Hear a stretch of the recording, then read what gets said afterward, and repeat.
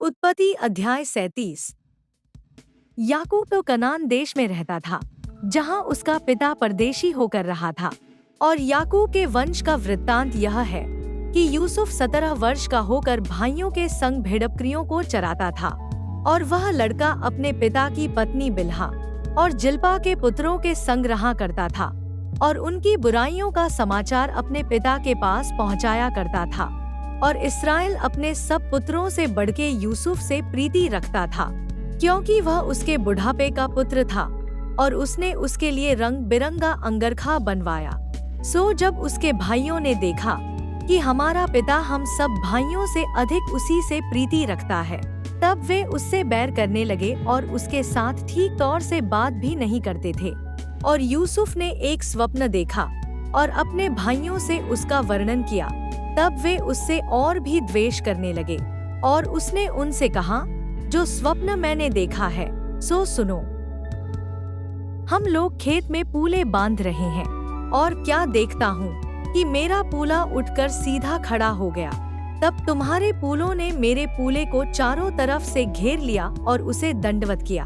तब उसके भाइयों ने उससे कहा, क्या सचमुच तू हमारे ऊपर राज्य करेगा? वा सचमुच तू हम पर प्रभुता करेगा? सो वे उसके स्वप्नों और उसकी बातों के कारण उससे और भी अधिक बैर करने लगे।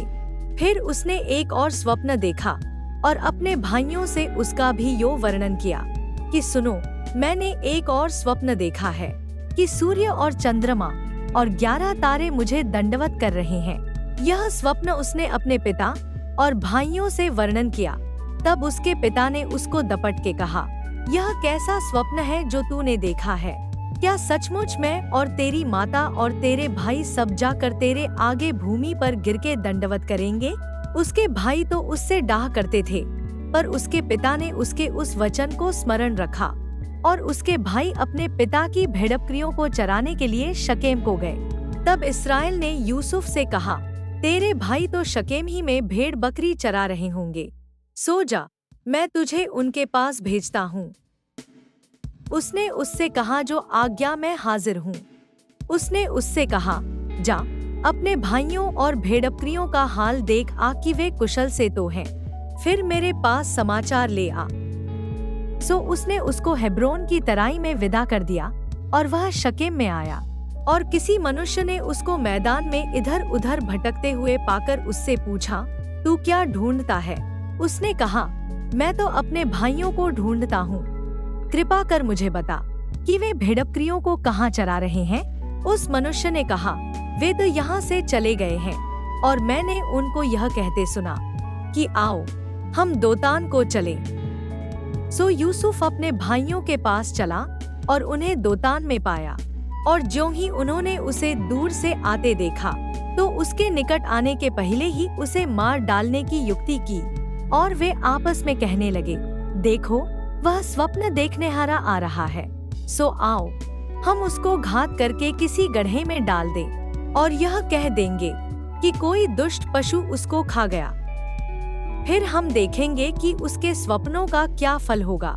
यह सुन के रूबेन ने उसको उनके हाथ से बचाने की मनसा से कहा, हम उसको प्राण से तो न मारें। फिर रूबेन ने उनसे कहा, लोहू मत बहाओ, उसको जंगल के इस गड्ढे में डाल दो और उस पर हाथ मत उठाओ।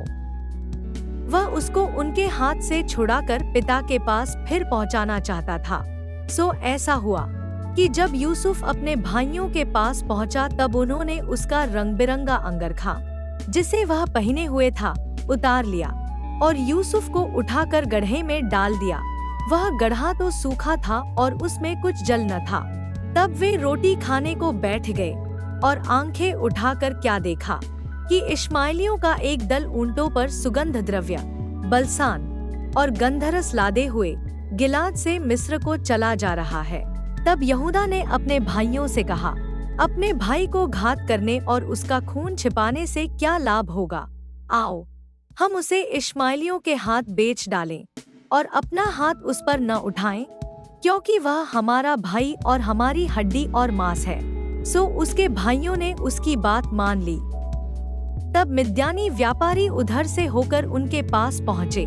सो यूसुफ के भाइयों ने उसको उस गड्ढे में से खींच के बाहर निकाला और इश्माइलियों के हाथ चांदी के 20 टुकड़ों में बेच दिया और वे यूसुफ को मिस्र में ले गए। और रूबेन ने गड्ढे पर लौटकर क्या देखा कि यूसुफ गड्ढे में नहीं है, सो उसने अपने वस्त्र फाड़े और अपने भाइयों के पास लौटकर कहने लगा कि लड़का तो नहीं है, अब मैं किधर जाऊं? और तब उन्होंने यूसुफ का अंगरखा लिया और एक बकरे को मार के उसके लहू में उसे डुबा दिया। और उन्होंने उस रंग बिरंगे अंगरखे को अपने पिता के पास भेजकर कहला दिया कि यह हमको मिला है, सो देखकर पहचान ले कि यह तेरे पुत्र का अंगरखा है कि नहीं। उसने उसको पहचान लिया और कहा, हाँ, यह मेरे ही पुत्र का अंगरखा है, किसी दुष्ट पशु ने उसको खा लिया है। संदेह यूसुफ फाड़ डाला गया है। तब याकूब ने अपने वस्त्र फाड़े और कमर में टाट लपेटा और अपने पुत्र के लिए बहुत दिनों तक विलाप करता रहा। और उसके सब बेटे बेटियों ने उसको शांति देने का यत्न किया, पर उसको शांति न मिली और वह यही कहता रहा, मैं तो विलाप करता हुआ अपने पुत्र के पास अधोलोक में उतर जाऊंगा। इस प्रकार उसका पिता उसके लिए रोता ही रहा। और मिद्यानियों ने यूसुफ को मिस्र में ले जाकर पोतीपर नाम फिरौन के एक हाकिम और जल्लादों के प्रधान के हाथ बेच डाला।